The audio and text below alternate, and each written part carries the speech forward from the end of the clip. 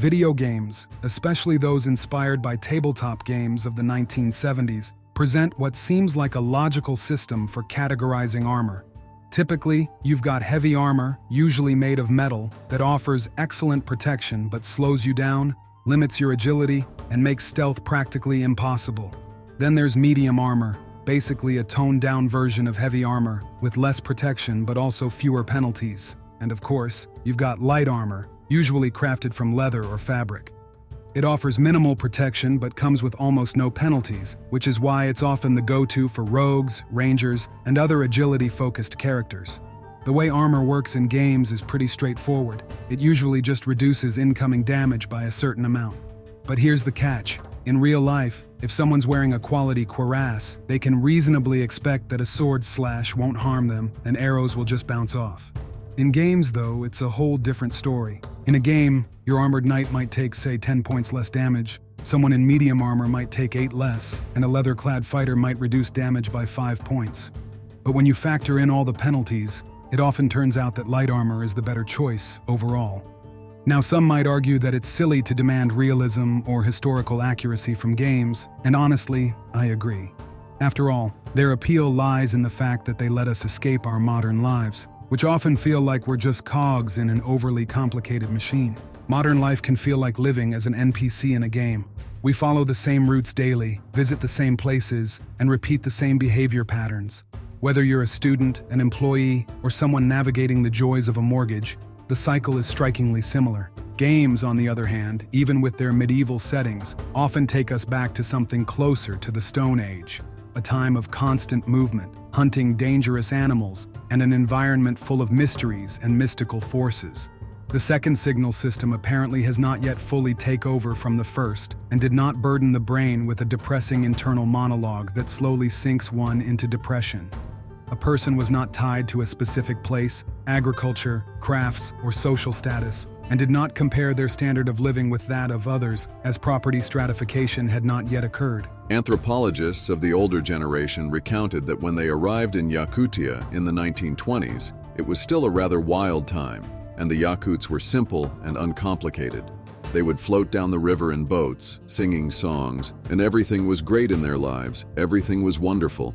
By the 1960s, when they returned to Yakutia, they saw the Yakuts in boats again, but now they were all sullen, waiting for some handouts, looking for where to get vodka, and something was clearly off in their lives. The real issue isn't that games are historically inaccurate, it's that people, consciously or not, often bring their gaming logic into real life. And while historical films and shows could help correct this, they often fail spectacularly. It feels like the creators didn't bother hiring consultants and instead designed armor based on their gaming experiences. That's why we keep seeing those single-layer leather jackets trying to pass as armor. Let's be honest, they're just decorative outfits that wouldn't stand a chance against swords, spears, or arrows. Even animal claws and teeth, evolved to deal with such materials, would make short work of them. If we look at actual historical leather armor, like the kind Giovanni da Pian del Carpine described, it was made of 3 or 4 layers of hardened wood-like oxhide, usually glued together. Or in the case of Native American tribes like the Northern Plains Indians, they used up to 6 layers of rawhide moose skin. But whether it's oxhide or moose skin, mobility wasn't a strong point for this type of armor. Keep in mind, the density of steel is about 8 grams per cubic centimeter. Leather's density, on the other hand, varies, from as little as 0.2 grams to almost 2 grams, depending on factors like porosity and moisture content. Still, a steel plate just 1.5 millimeters thick can already provide decent protection against cutting, stabbing, and slashing attacks. In comparison, 3 to 4 layers of hardened oxhide or 6 layers of moose skin would be about 12 to 20 millimeters thick. And if we assume leather has an average density of around 1 gram per cubic centimeter, the weight of such armor per square centimeter would be comparable to that of a 1.5 to 2 millimeter thick steel plate. So even though leather is 8 times lighter than steel, its required thickness for protection makes the end product just as heavy, or sometimes even heavier, than metal armor. Unlike in games, where armor just reduces damage slightly, in reality, it needed to actually stop the blow. After all, no one would accept a scenario where an enemy spear only penetrates 10 centimeters instead of 15, as in games, and costs fewer hit points. That said, if properly treated and glued layers of leather are almost as tough as wood, why didn't people just make armor out of wood? Well, wood tends to crack under impact. Still, this brings to mind the early 19th century and the Russian-Tlingit War. The colonization of Alaska was far from peaceful, marked by armed conflicts with the Tlingit tribes. Several forts and settlements were burned during this time. These events are detailed in Alexander Zorin's book, The Indian War in Russian America. One of the fascinating aspects of this conflict was the Tlingit armor. Their suits combined a base of multiple layers of sewn moose hides with wooden plates several centimeters thick. Some of these wooden plates were even arranged in 2 layers, and according to accounts could stop a bullet. That said, it's important to note that in the early 19th century, a bullet's penetration power varied greatly depending on the quality and amount of gunpowder, the barrel's length, and other factors. A bullet fired from the same weapon could sometimes pierce steel armor, but fail to penetrate thick clothing in a different situation. Interestingly, as soon as the Tlingit tribes encountered metal, including coins, they began using it for crafting protective gear. Likely because armor made of layered hides and wooden planks wasn't exactly lightweight or practical. Meanwhile, during the medieval period, the Chinese experimented with making armor out of paper.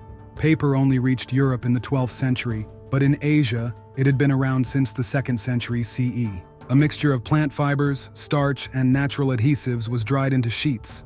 Fun fact, while the density of wood is about half a gram per cubic centimeter, paper is roughly twice as dense.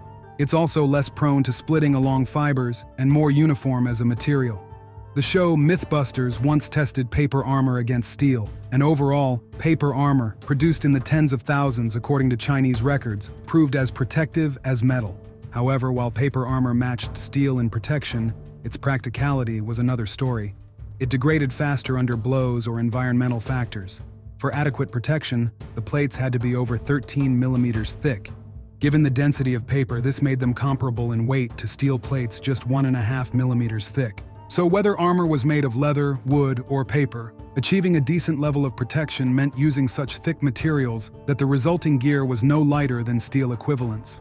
Organic materials required bulkier layers, were less durable under stress, and wore out faster due to environmental factors. Fabric armor, however, was the most promising contender for lightweight armor. Here we can recall ancient linen cuirasses, known as linothoraxes, and the quilted gambesons of the Middle Ages, which went by many names. As I've mentioned in a previous video, Alan Williams calculated that 16 layers of fabric offered protection roughly equivalent to 5 millimeters of hardened leather. Yet soft armor alone was typically the choice of the poorest warriors. Those who could afford better armor opted for bronze or later steel cuirasses or chainmail. The added protection outweighed the slight loss of mobility. That said, some medieval gambesons were up to 5 centimeters thick and weighed about 7 kilograms. By comparison, the chest plate of a heavy tournament harness from the early 16th century weighed 7 kilograms and 800 grams. So, if you think a gambeson makes you nimble like a ballerina while steel armor turns you into a log, think again. Sure, someone might point out that you'd need padding under metal armor, but even without a gambeson underneath, a cuirass alone offers far better protection than padding alone. While full-plate armor doesn't restrict movement as much as people think, it does come with some discomfort. But keep in mind that fighting on horseback or even on foot rarely required acrobatics. Besides, the human body is built in such a way that encasing the torso, where the vital organs are, in solid metal doesn't significantly impact mobility. A warrior in a cuirass wouldn't be much less mobile than someone in a gambeson or chainmail. That's why conquistadors often didn't armor their arms and legs but still relied on cuirasses. This tradition carried into the early modern period and in a way, persists today. After all, many modern bulletproof vests feature solid steel plates, albeit much thicker now for obvious reasons. And forgive me, Witcher fans, but Geralt in a steel cuirass would have been tougher and just as mobile as in yet another flashy leather jacket with studs or some chainmail inserts. In conclusion, there were plenty of materials historically used for protective gear, but across the world, proper armor was almost always made to match the strength of steel plates over a millimeter thick. This required thick layers of organic material, negating any weight advantage. Steel plate armor, whether a cuirass or otherwise, remains the most practical option, offering high strength, minimal thickness, and durability. The development of noticeably lighter armor was usually driven by a lack of funds. and that so-called lightness often came with a significant loss in protection. Lightweight armor is, in a way, like wearing a fall jacket in winter. Sure, it's a bit easier to carry than a heavy coat or parka, but it won't keep you warm.